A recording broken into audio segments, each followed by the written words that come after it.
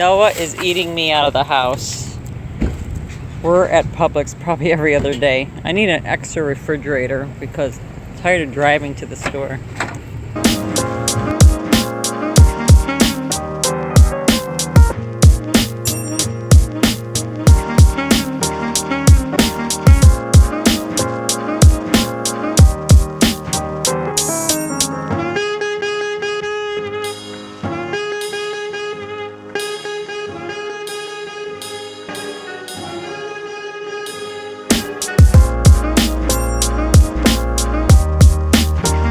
This is my favorite produce store because the grocery store is too expensive. Even Walmart. This place is like half the price of Walmart.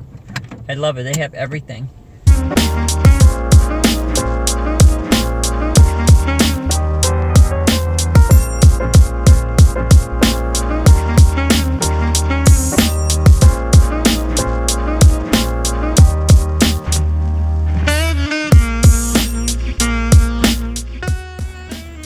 Rabbit is back. Maybe he still is living in there, huh? Oh, there he is. Oh, Cookie. He's pulling me. Cookie, stop barking. Shh. Shh. Wanna go for a walk on the block? Tell Dad we're walking. Getting kind of late, but it cooled off, so Willow wants to walk around the block, get a little more exercise.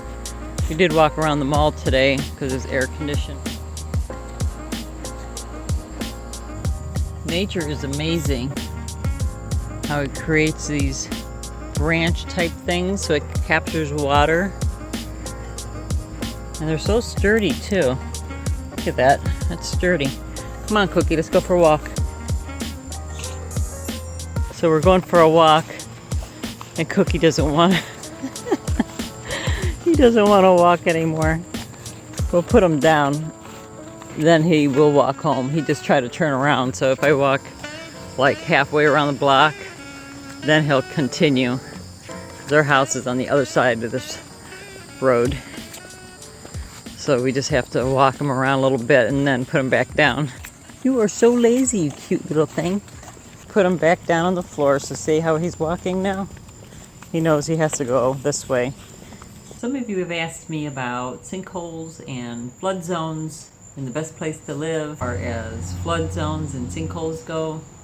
Well, I'm not an expert, but I can tell you that if you go and check, there's maps online that could show you exactly where sinkhole prone areas are. I'm going to show you here in a second, and I will put the links below in the description box for the site that I'm going to show you now, as well as the flood map I'm going to show you. Just to be clear, sinkholes can happen anywhere, even though Tampa to Orlando is called Sinkhole Alley. There's plenty of other places that sinkholes can happen. They can happen here. They can happen here in Southwest Florida. They can happen anywhere. As far as flood zones in Florida, you should know, especially from Tampa down, and I'm not so familiar with Tampa north, but from Tampa down, all of Florida is really a flood zone. Even though as far as insurance goes, or the FEMA, they have identified areas that are considered flood zones. But for example, our house here is not in a flood zone, and it has not flooded since I lived here. But personally, I can tell you, just from looking in the backyard, when it rains and that system stays here long enough, it's pretty darn close to my house. If it were to rain for another week, and it could one day do that, it would enter into my patio and possibly into my kitchen. We don't have basements here, so it's not like it has anywhere to go. It's just going to right into your house. We have tile floor, so the worst case scenario, I suppose, is we take down the drywall and put up some new drywall. So I'm not real worried about being flooded up to my rooftop as far as where we live.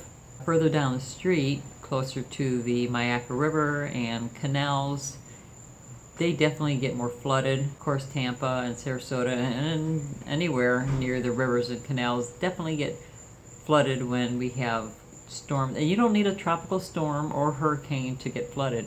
We get these summer rains and systems that just hover for some time on occasion, and they can cause a lot of damage. Definitely don't want to be driving and going into these flooded areas. A lot of people die from driving in what they think is not a very deep area, and they get swept away in rushing water. It happens all over the country. But here I haven't personally seen any floods. Of course, when it's raining, I stay home. We got a little glare here. See over here is the flood map. Stream gauges where the water level is currently at or above flood stage.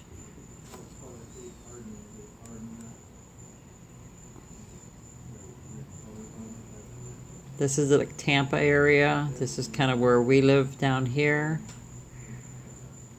So you just go to that site and you can get a better look. This is just one of many different flood maps that you can look at. There's a sinkhole. I should probably use Screencast-O-Matic to show you this, but my speakers aren't working too good on my computer, so I'm just going to show you this real quick, and you could click on it. But here's a map of Florida sinkholes, and they could tell you more about it. Yeah, it looks like a lot, but remember, some of these are just tiny ones. We live down here, this area. You can see how few there are. You move up here. This is Sinkhole Alley that I was telling you about. But you could see they have sinkholes all along here. So just visit the site and get more information for yourself.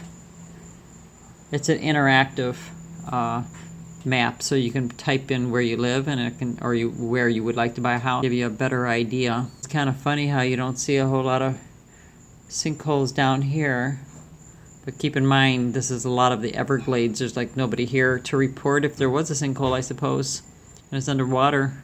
A lot of marsh in this area. These are more populated areas here. Okay, I've got my toolbox holding my camera for me so I could show this to you. See this here, this little spring? It's supposed to hold the camera in there tight, and it's been working great. And actually it's my cell phone that I put in here, and it's not been holding it. It's popping out. Same thing, it seems to be okay, but it's popping out. Got one of these with the GoPro, came with the GoPro, but I bought a second one for my camera, and it's this one here. Not working, not happy. So if it's too late to return on Amazon, I will contact Joby and I'll let you know what kind of customer service I get from them, because customer service is super important. I know I'd rather pay more for something and get good customer service than to pay less and not get customer service. So I'll let you know how that goes. Talking about customer service, I might as well cover this now. We went to the mall yesterday. You know I hate shopping, but I was in desperate need of shorts. I had to keep hunting for a pair of shorts until I found some, because the ones I have are falling off my body and I can't be walking around with shorts hanging off my body. We went to Bell's. They didn't have a whole lot of choices. Nothing fit, not a lot of choices, not a single person to help. It's a nice store, we really like it and everything. Moved on to Dillard's. I will say Dillard's has wonderful customer service. The saleswoman walked me through the whole store, picking out stuff, and when I was in the trying room, it reminded me how it was when I was a kid, when you had customer service. And she'd bring me other shorts to see if they would fit, something she knew what I wanted, and it was great. Unfortunately, no sale. Got these stick legs, I call them chicken legs, and so I have to wear shorts that aren't too baggy in the legs, or they even look more skinny than they are, so it's a little embarrassing. We moved on. We went to JCPenney's. Their customer service was not as good as Dillard's, but they had a lot of choices. So I walked into the trying room. I was lucky, and I found a pair of shorts, and all shorts were like $40. I'm like, why does it cost $40 for a pair of shorts? They're like less than a half a pair of pants. Listen, I don't mind paying for something that's nice and for quality, but for, just a cheap pair of shorts, I shouldn't have to pay $40. I went to go pay for these shorts. I didn't care what they cost at this point, because I found a pair that fit, which is like a miracle. She's like, it's $16.29. I'm like, $16.29? I'm like, Oh, and I had this $10 coupon. $10 off if you spent $25 or more. So I assumed they're at least $25. I'm like, well, I'm going to get 2 pair. I went over and I got 2 pair. So I'm really happy about that. And then I got the $10 off. So I got 2 pairs for $21 and change. That included tax. Anyways, my point was about customer service. For JCPenney's, there wasn't a lot of customer service, but the shorts fit, so I'm happy about that. Going back to Dillard's when I'm in need of something because I know they're going to help me. What needs to be built is a woman's warehouse. Have you ever been to a men's warehouse? I love that place. I don't care what it costs, but to get a man into a store, number one, find a suit, a shirt, a tie, socks, and shoes, and get out of there within 30 minutes is a miracle. You go in there, I would be a spokeswoman for Men's Warehouse if they had women's clothing. I should write to Men's Warehouse, or I should just, if I had the money, I would create Women's Warehouse, because women have the same problems as men. We're busy, we're working, we have families, we're tired.